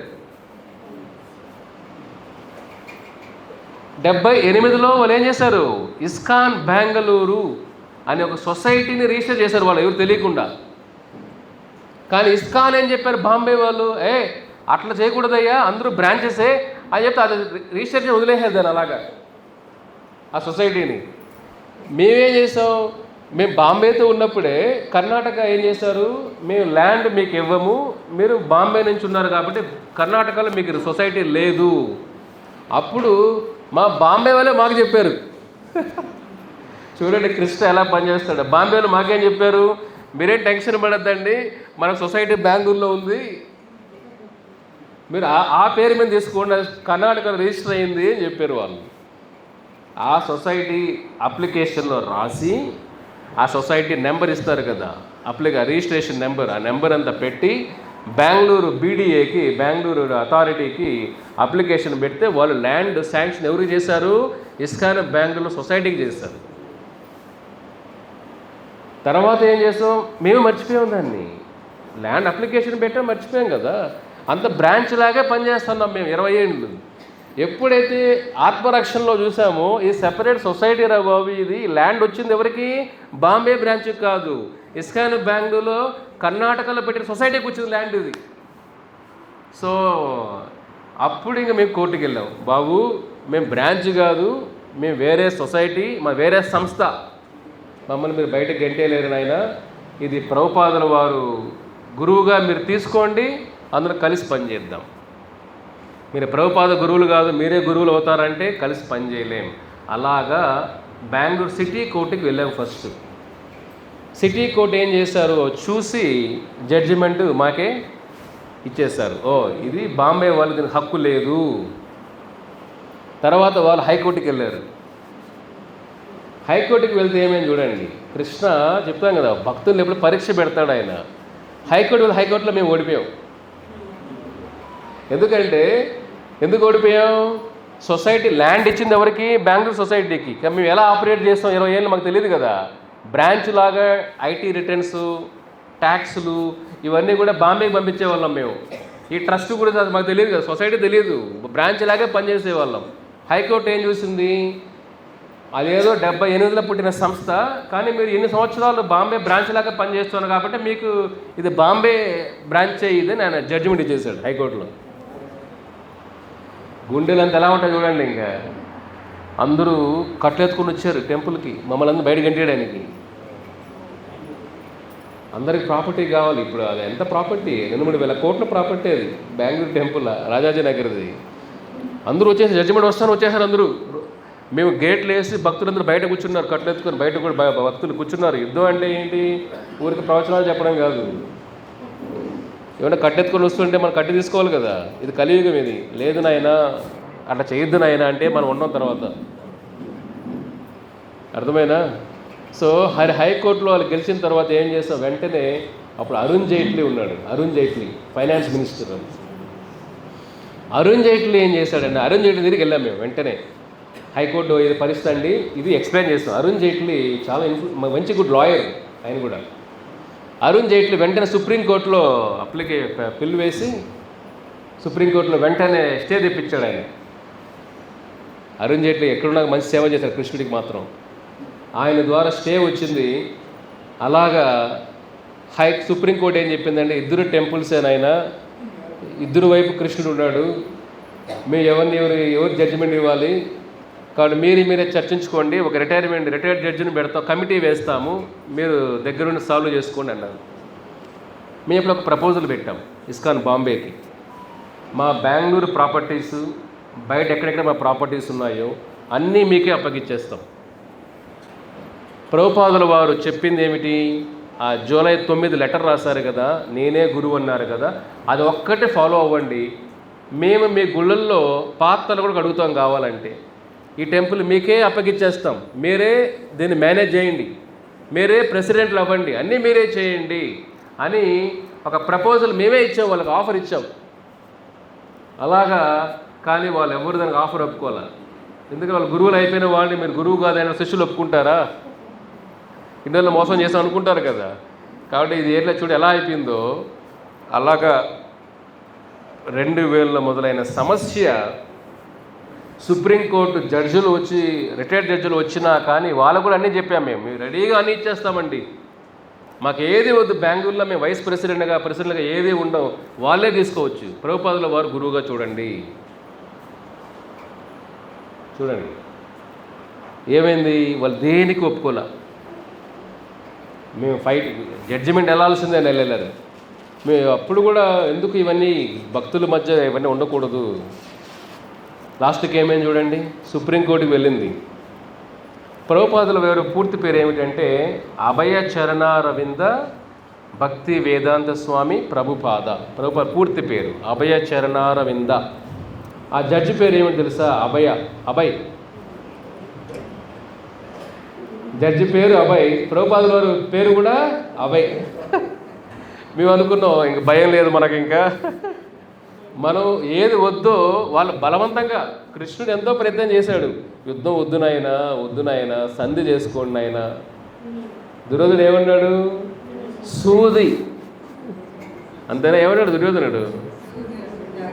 గుండు సూది అంత ల్యాండ్ కూడా మీకు ఇవ్వను, పాండవులకి ఇవ్వను, యుద్ధం చేసి తెచ్చుకోండి. యుద్ధం మేము చేయలేదు, వాళ్ళు పుష్ చేశారు.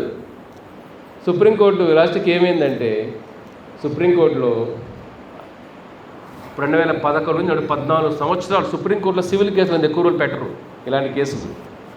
కానీ సుప్రీంకోర్టు జడ్జిలు కూడా ఇది 2 టెంపుల్ మధ్య కదా, అక్షయ పాత్ర అంత పెద్ద సంస్థ ఇది, ఎక్కడ వాళ్ళు కూడా మీరు సామరస్యంగా పీస్ ప్రపోజల్ మీరు నిర్ణయించుకోండి, అవుట్ ఆఫ్ ద కోర్టు బయట, వాళ్ళు మాకు జడ్జిమెంటే కావాలి.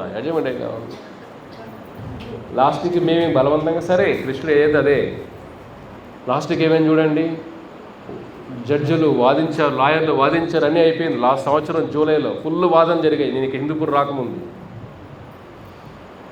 అందరూ చూసి వాళ్ళకి అయిపోయింది, ఇంకా వాళ్ళదే ప్రాపర్టీలు అన్నీ ఫుల్ ప్రచారాలు చేసుకునేసారు. మేము కామ్గా ఉన్నాం. భగవంతుడు ఉన్నప్పుడు ఏముంది చెప్పండి. జడ్జి ఏం చేశాడు, సుప్రీంకోర్టు జడ్జి అభయ్ ఒకే ఒక అభయ్ ఏం చేశాడు, అన్నీ చదివాడు ఆయన, నీట్గా చెప్పేశాడు. ఇస్కాన్ బెంగళూరు ఒక సపరేట్ ఇండిపెండెంట్ సంస్థ, బాంబేకి సంస్థకి ఈ సంస్థ పైన ఎటువంటి కంట్రోల్ లేదు. ఇస్కాన్ బెంగళూరు ప్రాపర్టీస్ ఏవైతే ఉన్నాయో ఆ సంస్థకే చెందుతాయి. ఆ జడ్జిమెంట్ ఎలా వచ్చిందంటే, దానికి ముందు నరసింహస్వామి కీర్తనలు డివోటీలు అందరూ కూడా 2-3 నిద్ర లేదు. ఎందుకంటే అది ఓడిపోతే అందరూ రోడ్డు పైన మేమందరం హిందూపూర్లో మీ ఇంటికి వచ్చేసేవాళ్ళం అందరం.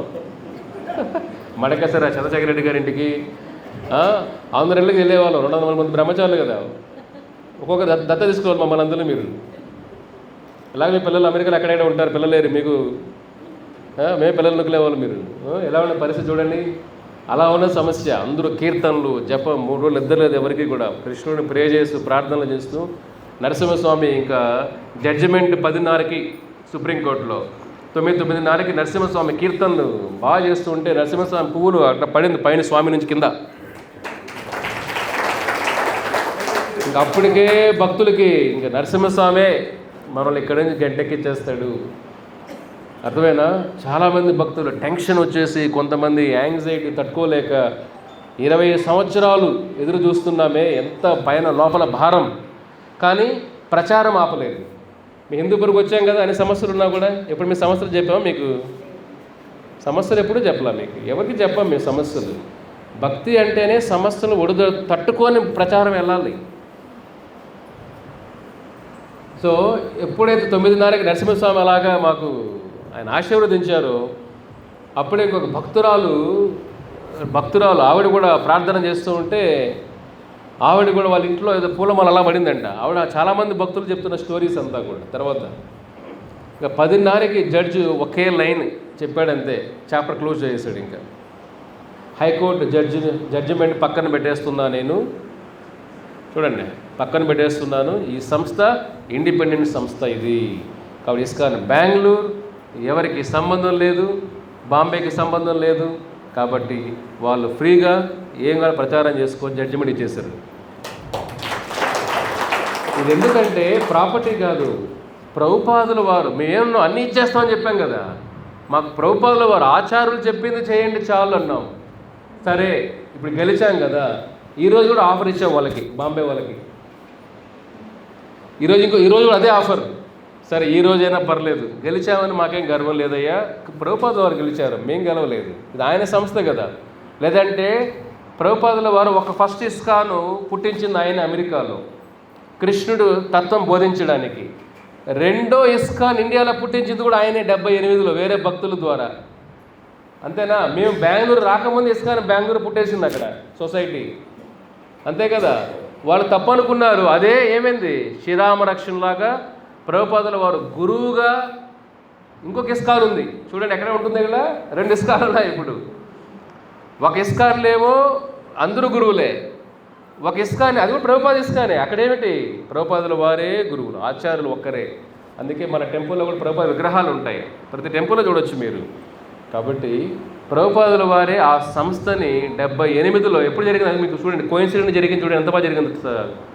78లో వాళ్ళు ఎప్పుడైతే అనౌన్స్ చేశారో ప్రపంచానికి 11 మంది, 78లో మేమే గురువులు అనౌన్స్ చేశారు కదా, అనౌన్స్ చేసిన next month ISKCON Bengaluru society register అయింది. మీకు అర్థమవుతుంది, టైమింగ్ అర్థమవుతుందా? ఎప్పుడైతే 78లో కొంతమంది శిష్యులు మేమే నెక్స్ట్ ఆచార్యులు అని పబ్లిక్కి చెప్పినారో, వాళ్ళు చెప్పిన నెక్స్ట్ నెలే బెంగళూరులో వేరే భక్తులు ఇస్కాన్ బెంగళూరు అని రిజిస్టర్ చేసి పెట్టారు సొసైటీ. కానీ అది ఎలా అయిపోయింది, ఏ డెడ్ చనిపోయి ఉంది, కానీ ఏమైంది ఇప్పుడు ఆ సొసైటీయే లైఫ్ వచ్చేసింది. అంత అద్భుతంగా ప్రభుపాదుల వారు ఈ 20 సంవత్సరాలు భక్తులు ఎన్నో త్యాగాలు చేస్తారు, ఎన్నో కష్టాలు పడ్డారు. ఎంత దేనికోసం? ప్రభుపాదుల వారి కోసం, గురువు కోసం. కాబట్టి ఇదేదో ప్రాపర్టీ సమస్య కాదు. అందరూ ఎన్నెన్నో చెడు ప్రచారాలు చేశారు మా దగ్గర గురించి. ఎందుకంటే ఇస్కాన్ అనేది ఇప్పుడు చూస్తే బయట ఒక లోపల మీ ఇస్కాన్ బెంగళూరు, ఈ ప్రపంచంలో ఇస్కాన్ ఉంది, వీళ్ళతో యుద్ధం చేయాలంటే సామాన్య విషయమా? అందరూ మా గురించి చెడుగా చెప్పడం, లేకుండా చేయడం ఇది. కానీ ఏమైంది, ధర్మం ఎక్కడుంటే అక్కడే ధర్మం తు సాక్షాత్ భగవత్ ప్రణీతం. ధర్మం ఎక్కడుంటే భగవంతుడు అక్కడే ఉంటాడు. కాబట్టి ఎంతమంది తొక్కాలని చూసినా ఆ మధుపండి ప్రభుని ఆయన్ని కూడా మర్డర్ చేయాలని ట్రై చేశారు. ఒకటిది కాదు, చేతబళ్ళు చేశారు, ఎన్నెన్నో. అసలు మైండ్ మీకు తెలియదు, చెప్తే మీకు బుర్ర పోద్ది. ఇప్పుడే బుర్ర సగం పోయి ఉంటుంది మీకు ఇవన్నీ విని.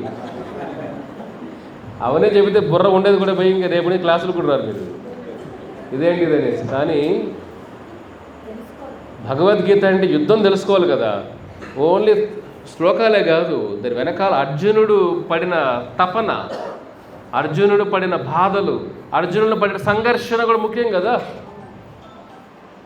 ఎందుకంటే సొంత తండ్రి, తల్లి, తాత, పెంచిన తాత రెడీగా ఉన్నాడు చంపడానికి, విద్య నేర్పించిన గురువు రెడీగా ఉన్నాడు చంపడానికి, ద్రోణాచార్యుడు. ఎలా ఉంటుంది పరిస్థితి చెప్పండి? ఆ విధంగా ఇస్కాన్ బెంగళూరు సంస్థ ఇన్ని కష్టాలు నష్టాలు, ఇస్కాన్లోనే 20 సంవత్సరాలు ఉన్న మేము, 80 నుంచి 2000 వరకు అక్కడే ఉన్న మేము, ఎప్పుడైతే లెటర్ కనపడిందో ధర్మం కోసం ఆచార్యులు చెప్పింది అది ముఖ్యం, మనకున్న పొజిషన్లు, మనకున్న పవర్ ఇది ముఖ్యం కాదు అని మా వాళ్ళతో యుద్ధానికి వెళ్ళి అవమానాలు పడి ఎన్నెన్నో అనుభవించి లాస్ట్కి ఏమైంది, ప్రభుపాదుల వారు ఆయన సంస్థ, ఆ సంస్థే గెలిచింది.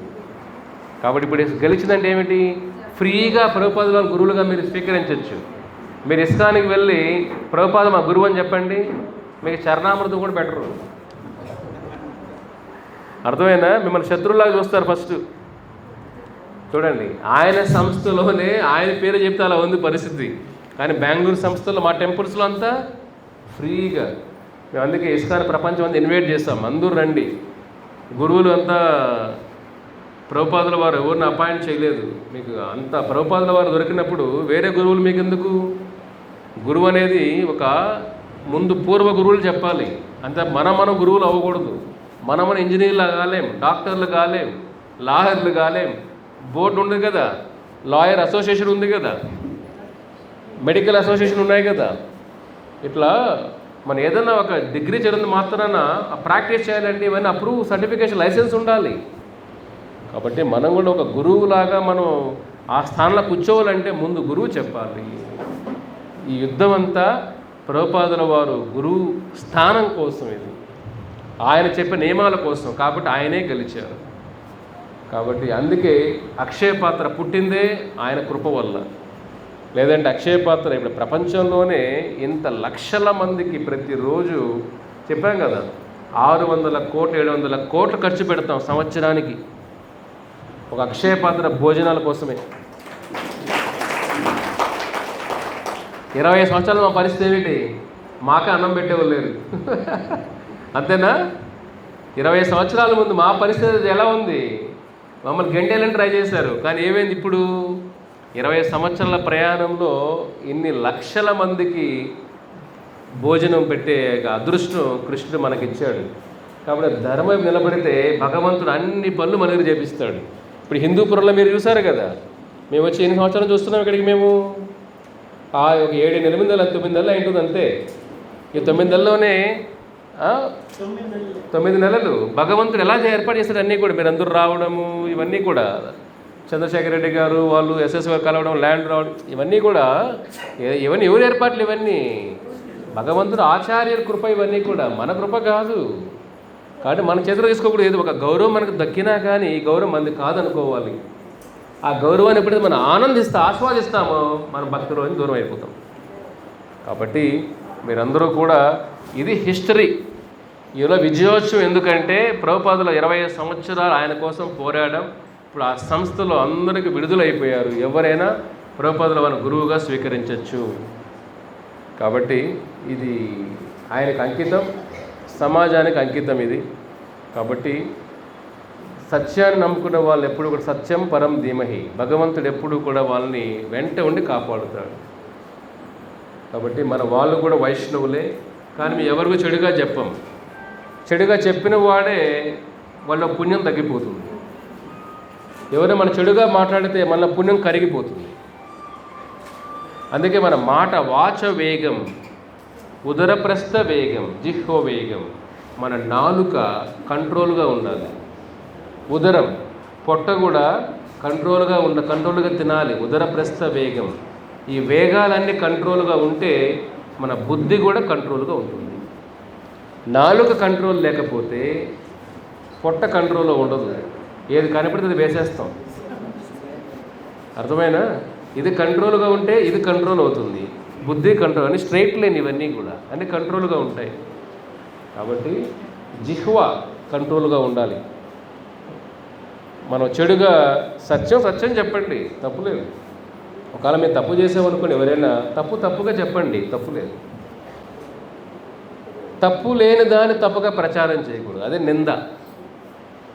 భగవంతుడు దాన్ని సహించుడు. కాబట్టి వాళ్ళు ప్రపంచమంతా ఏకమే వచ్చినా ఇక్కడ ప్రభుపాదుల వారు కృపతో భక్తులే గెలిచారు. కాబట్టి ఇది మనకు దీక్ష శిక్ష ఇస్కాన్ సంస్థలో ఇవాళ కూడా మేము ఆఫర్ ఇచ్చాం వాళ్ళకి. ఇన్ని కోట్లు మీకు ఇచ్చే అన్ని దేవాలయాలు, ఇప్పుడు మాకు 45 దేవాలయాలు ఉన్నాయి, 54 అన్నీ మీకే ఇచ్చేస్తాం. అమెరికాలో కూడా ఉన్నాయి దేవాలయాలు, అన్నీ ఇచ్చేస్తాం. అన్నీ కలిపితే 10,000 కోట్లు ఉండొచ్చు, అంత కలిపితే మొత్తం మీకు ఇచ్చేస్తాం. ఇప్పుడు కూడా ఒకటేం కోరుకుంటున్నాం, ప్రభుపాదుల వారు చెప్పింది ఫాలో అవ్వండి. ఆయన గురువులు, ఆయన మాత్రమే గురువు సంస్థల్లో. కాబట్టి మనం ఏదైనా, మమ్మల్ని మధ్యలో అడిగారు మీరు గురువులు అయిపోండి అని. ఎందుకు మిమ్మల్ని కూడా గురువులు అరే మేము పోరాడే దానికోసం అంటే మమ్మల్ని గురువులు అయిపోమంటారు మీరు. చూడండి ఎలా ఉంటుంది, ఆఫర్లు ఎలా వస్తాయి చూసారు కదా. అలాగే హనీ ట్రాప్ లాగా దొరికిపోతారు అందరూ. కాబట్టి మనం పోరాడేదే గురువు పొజిషన్ కోసం. మనం గురువుడు అనక పోరాడేది మనం. ఆ విధంగా ఆఫర్ కూడా ఇచ్చారు, ఏది మేము తీసుకోలేదు. ప్రభుపాదుల వారు ఎందుకు ఇవన్నీ చేస్తాం చెప్పండి? ఆచార్యమా విజానీయన్ నవాను అవమన్యేత కర్హించే సర్వదేవ మయో గురు. ఇది కృష్ణుడు ఉద్ధవుడు చెప్పిన వాక్యాలు ఇవి భాగవత పురాణంలో. ఉద్ధవ ఆచార్యుడు అనే అతను నా అంశ. అతను సామాన్య వ్యక్తి కాదు, ఏదో కొన్ని ప్రవచనాలు క్లాసులు చెప్తే ఆచార్యులు అయిపోరు. ఆచార్యుడు నా అంశ, నా ప్రతిరూపం. ఆచార్యమ విజానీయన్, అతను అవమానించద్దు. ఒక ఆచార్యుని అవమానిస్తే ఏమవుతుంది చూడండి. సర్వదేవమయో గురు, 33 కోట్ల దేవతలందరూ కూడా అతనిలో ఉంటారు. ఉద్ధవ ఒక ఆచార్యుణ్ణి ఆరాధిస్తే 33 కోట్ల మంది దేవతలను ఆరాధించినట్టే. అందుకే మనం ఆచార్య గురు పూజ చేస్తాం ప్రతిరోజు మన దేవాలయంలో. నిన్న శనివారం చేస్తుంటాం మన ఆశ్రమంలో కూడా. ఇంకా ప్రతి శనివారం గురు పూజ జరుగుతుంది ఆశ్రమంలో. ఎందుకంటే ఒక ఆచార్య ఉపాసన చేస్తే ఏమిటి, 33 కోట్ల మంది దేవతలు పూజించినట్టు మీరు. ఇది కృష్ణుడు చెప్పిన వాక్కులు ఉద్ధవుడికి భాగవత పురాణంలో, ఉద్ధవ గీత. కాబట్టి అటువంటి ఆచార్య నా అంశ, నా ప్రతిరూపం. అతను నన్ను ఇచ్చే శక్తి అతను మాత్రమే ఉంది. జీవుల కర్మని తీసుకున్న శక్తి ఆచార్యులకు మాత్రమే ఉంటుంది. అందరూ కర్మని తీసుకోలేదు. కాబట్టి మీరందరూ కూడా ఎంత అదృష్టవంతులు.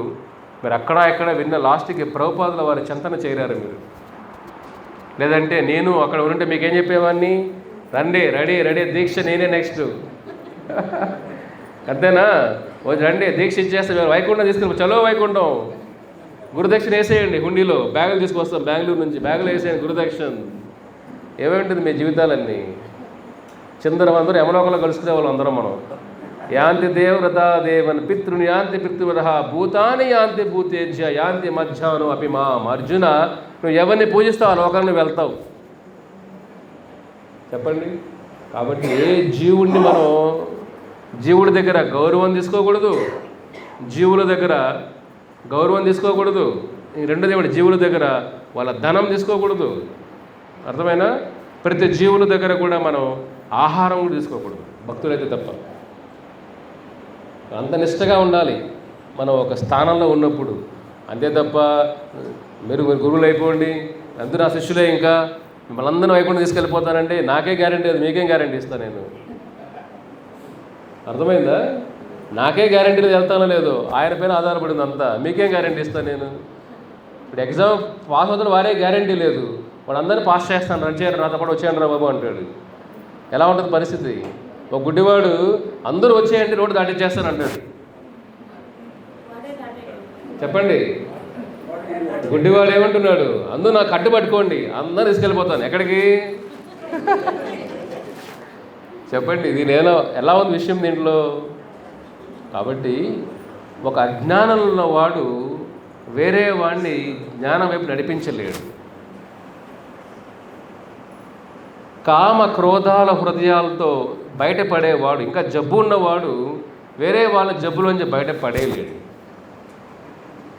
కాబట్టి పడేసే వ్యక్తి ఆయన, మోక్షం ఇచ్చే వ్యక్తి ఆయన, ఈ హరే కృష్ణ మంత్రం ఎలా జపం చేయాలో చెప్పింది ఆయన, ఈ భగవద్గీత భాగవతాల జ్ఞానం ఇచ్చింది ఆయన, వైకుంఠం తీసుకెళ్లేది ఆయన, ఏ దేవాలయం నిర్మించింది ఆయన, భక్తులు ఎలా ఉండాలి ఎలా ఉండకూడదు నేర్పించింది ఆయన. కాబట్టి అన్ని ఆయన దగ్గర తీసుకునేసి నువ్వు గురువు కాదండి ఎలాగా? తండ్రి నుంచి ఆస్తులు మొత్తం తీసుకునేసి నువ్వు తండ్రి కాదు. ఇది కదా జరుగుతుంది. కాబట్టి మీరు ఇప్పుడైనా ఎంతో మన అదృష్టవంతులు. కాబట్టి మిమ్మల్ని కలియుగం చెప్పాను కదా, మోసం చేయాలంటే ఇది ఎంత ఉంటుంది తెలుసా? 200 రూపాయలు చాలు మిమ్మల్ని అందరినీ ముంచేయడానికి. అంతేనా? ఎంతకాలం మమ్మల్ని అందరిని ముంచడానికి? 200 రూపీస్. ఇదెంత ఉపవిత జంజం ఎంత? చాలు 210 రూపాయలు. ఇది 200, ఇది 10. 210 ఉంటే మిమ్మల్ని అందరినీ కూడా ముంచేసి అసలు మళ్ళీ లేలేరు. ఇంక మీరు కోలుకోలేని దెబ్బ. అదేగా జరుగుతున్న కలియుగం అంతా కూడా. ఏమిటి అంటే ఏమిటి? ఇది వేసుకున్నంత మాత్రాన వైష్ణవులు అయిపోం. మన బుద్ధి లోపల మన సంస్కారం, మన బుద్ధి, మన మెచ్యూరిటీ, మనలో ఉన్న గుణాలు, దైవ గుణాలు, భగవంతుడి కోసం జీవించే తత్వం మనలో ఉండాలి. డ్రెస్ వేసుకున్నంత మాత్రాన సాధువులు అయిపోం. కాబట్టి మోసం చేయాలంటే కలియుగంలో చెప్పండి, ఇంజనీరింగ్ చదవాలంటే కొన్ని లక్షలు ఖర్చు పెట్టాలా, డాక్టర్లు చదవాలంటే కోట్లు ఖర్చు పెట్టాలా. ఇది 200 రూపాయలు. రెడీనా? హిందూపురంలో అక్కడక్కడ సెంటర్లు ఏర్పాటు చేస్తాం. మనమంతా గొర్రెల్లా కదా, కలియుగంలో ఎక్కువ చదవం కదా. ఎవరు చెప్తే అక్కడ సోషల్ మీడియా ప్రచారం చేసామంటే వాడు వైరల్ అయిపోతాడు. ఇంకా వాళ్ళ దేవుడు కూడా గుడి కట్టేస్తాం వాళ్ళకి. మనం వద్దురనైనా గుడి కట్టేస్తాం వాడికి. మనం కలియుగం ఏమిటంటే అంత అజ్ఞానం తాండవిస్తుంది ఇక్కడ. మోసపోయే వాళ్ళు ఎక్కువ. ఎందుకంటే ఎంత మనకు తత్వం తెలియదు కదా. కాబట్టి మోసం చేయాలంటే కలియుగంలో ఈజీ. రోజు గుడారాలు వేసేస్తూ ఉంటారు అందరూ. ఈ శారదా బ్యాంకు, లక్ష్మీ బ్యాంకు, లక్ష్మీ విలాసం, ఎంతమంది ఎత్తేయడమంతా కూడా ఫైనాన్షియల్గా. అది కలియుగంలో మోసపోవడం చాలా ఈజీ. కలియుగంలో ఒక శుద్ధమైన కూరగాయలు దొరకడం కష్టమే ఇప్పుడు. కరెక్టే కదా? ఒక ఆకుకూరలు దొరుకుతున్నాయి మంచివి, కెమికల్ లేని ఆకుకూరలు, కెమికల్ లేని వెజిటబుల్స్, కెమికల్ లేని ఫ్రూట్స్ దొరుకుతున్నాయా? అలాంటి కూరగాయలు దొరికినప్పుడు ఒక సద్గురువులు దొరుకుతారు అంత చీప్గా. కూరగాయలు దొరకట్లే, అర్థమైందా? బట్టలు దొరకట్లే సరిగా. సిల్క్ అంటాడు, ప్యూర్ సిల్క్ అంటాడు. ఒక ఉతుకు వాషింగ్ మిషన్ వేస్తే చాలు, ప్యూర్ అయిపోద్ది అది. అర్థమైనా? చెప్పండి. బట్టలు దొరకట్లే, కూరగాయలు దొరకట్లే, కెమికల్ ఆహారం దొరకట్లే. మామిడి పన్ను నిగనగలాడుతూ ఉంటాయి, కట్ చేస్తే పులుపు. ఏదో పేపర్లు వేస్తారు, ఇంజక్షన్ వేసి దాన్ని నిగనగా లేపేస్తున్నారు. షైనింగ్, మోసం. ఒక బ్యాంకులో కూరగాయలు, ఆకుకూర ఎండిపోయింది, ఒక వారం ఉంది, ఒక నీళ్ళలో వేసాడు, వచ్చాడు, ఫ్రెష్గా అయిపోయింది అంతే. చూడండి, బాగా ముడిచిపోయిన దాన్ని కూరగా కెమికల్ వేసాడు, దాన్ని ముంచి లేపాడు అంతే, ఫ్రెష్గా ఉంది పాలకూర. అది తింటే మనం అంతే. ఇటువంటి ప్రపంచంలో కల్మషం లేని జ్ఞానం, కల్మషం లేని ఆచార్యులు, కల్మషం లేని వైష్ణవులు, కల్మషం లేని శిక్షా గురువులు, కల్మషం లేని దీక్షా గురువు. ఎంత కష్టం! అంత ఈజీనా? కాదు. కాబట్టి మీరందరూ కూడా ఏమిటి? భాగ్యవాన్. మీరంతా ఏమిటి? అదృష్టవంతులు. మీరు మీ అదృష్టాన్ని వెలగట్టలేవు. ఎందుకంటే ఇవన్నీ తప్పించుకొని మీరు ఎక్కడికి వచ్చారు? ఒక శుద్ధమైన, ఒక పరిపూర్ణమైన ఆచార పాదాల దగ్గరికి వచ్చారు మీరు. కాబట్టి మీ చేతుల్లో ఉంది ఇక్కడి నుంచి వైకుంఠం వెళ్ళాలా వద్దా. మిమ్మల్ని బస్సు ఎక్కించేసాం, బస్సులో కూర్చోవడం మీ పని. లేదంటే పక్కన సైడ్ సీ దిగేస్తే మనం ఏం చేయలేము. ఇంకా అర్థమైందా? మిమ్మల్ని బస్సులు ఎక్కించేసాం ఎట్లోకలాగా. ఈ లైన్స్ క్లబ్ ద్వారా అందరూ బస్సులు ఎక్కేశారు మీరు. ఇప్పుడు దీనిలో ప్రయాణం చేయాలా వద్దా అనేది మీ చేతుల్లో ఉంది. కాబట్టి అదృష్టం మీ చేతుల్లో ఉన్నప్పుడు దురదృష్టాన్ని వెతుక్కొని వెళ్ళొద్దండి, దాన్ని కాపాడుకోండి. ఓకేనా? శిల ప్రభుపాదికి జై. ఇస్కాన్ బెంగళూరు యాత్రకి జై. హరే కృష్ణ. బుక్ లాంచ్ ఎక్కడ? జపమైనవి చేద్దామా? జపమైనవి చేద్దాం లాస్ట్. ఇప్పుడు చేద్దాం సార్, తీసుకోరా. ఓకే, ఈ కష్టాలన్నీ కూడా ఒక బుక్ రాసాం. ఇప్పుడు మీకు ఏం చెప్పానో కష్టాలు, చరిత్ర తెలియాలి కదా.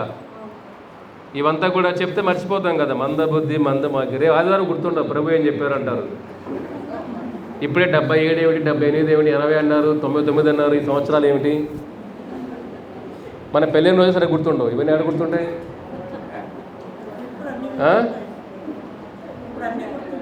అన్నీ గుర్తున్నాయా? గిఫ్ట్లు ఇచ్చేవాళ్ళు బాగా గుర్తుంటాయి. మాతాజీ గిఫ్ట్లు బాగా కూర్చుంటున్నాయి ఇంట్లో. ఇప్పుడు జనరేషన్లో గుర్తుపట్టలేకపోతే వీడియోకి ఇచ్చేస్తారే. నా బర్త్డే మర్చిపోయినావు నువ్వు అని నా విలువ నీకు తెలియదు, నీకు పో, నీతో మాట్లాడను కానీ చలో అయిపోయింది, బ్రేకప్. సమాజం అలా ఉంది, అంతే కదా. మధ్యమరుపు అలా ఉంది కలియుగం అంతా. సో మన బాధలన్నీ కూడా ఇది ప్రపంచానికి తెలియాలి అని ఈ బుక్ రూపేణ ఇది రాసింది ఎవరంటే అమేయాత్మ ప్రభు. ఎవరు రాశారు? ఈయన అమెరికాలో లాస్ ఏంజలస్లో ప్రభుపాదుల వారిని కలిసి, అమెరికా భక్తుడు ఇతను, అక్కడే ఉన్నారు. ఆ సంవత్సరం ఆయన పడిన అన్ని రీసెర్చ్ చేసి 25 సంవత్సరాలు రీసెర్చ్ చేసి అవన్నీ కూడా డాక్యుమెంట్ చేసి, చూడండి కోయిన్సిడెంట్గా ఏమైందంటే లాస్ట్ వారం 2 వారం నాకు బుక్ వచ్చింది నా దగ్గరికి. అర్థమైనా? నేను ఒక 3 కాపీలు ప్రింట్ చేయించాను. ఈ బుక్ ప్రింట్ నేను చదువుతున్నా, సడన్గా సుప్రీంకోర్టు జడ్జిమెంట్ అని వచ్చింది మాకు.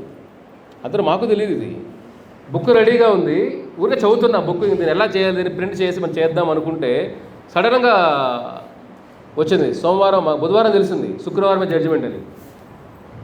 చూడండి కోయిన్సిడెంట్ కదా. శుక్రవారం జడ్జిమెంట్ అయిపోయింది, ఈ బుక్ రెడీగా ఉంది. ఆ బుక్ కూడా ఇవాళ లాంచ్ చేస్తాం బెంగళూరులో. మనం అక్కడ లాంచ్ చేసి, ఇది కూడా మన బెంగళూరు టెంపులే కదా, సెకండ్ మనమే లాంచ్ చేస్తున్నాం దీన్ని. ఓకేనా?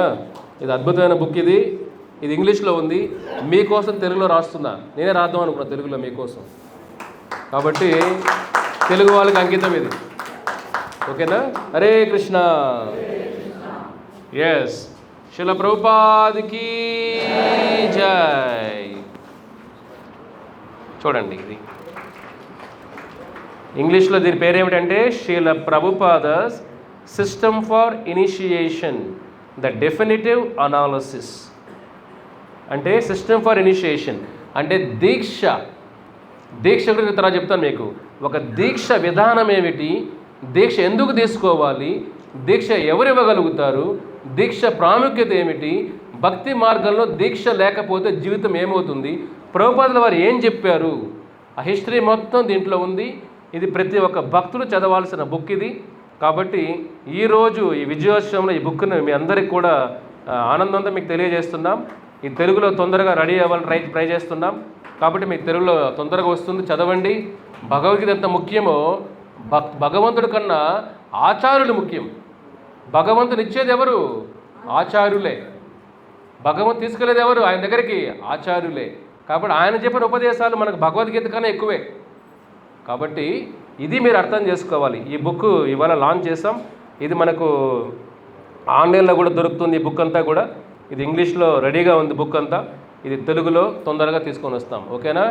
శిల ప్రభుపాదికి జై. కాబట్టి ఈ బుక్ చాలా